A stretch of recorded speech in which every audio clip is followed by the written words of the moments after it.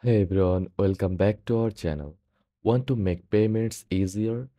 Here's how you can add your SBL card to Apple Wallet in just a few steps.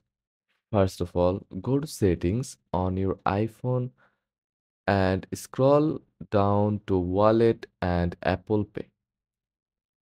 Tap Add Card, then choose Debit or Credit Card and tap Continue.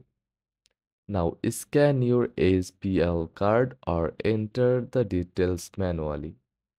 You will receive a one-time password on your registered mobile number. Enter it to verify your card. And that's it. Your SBL card is now added to Apple Wallet.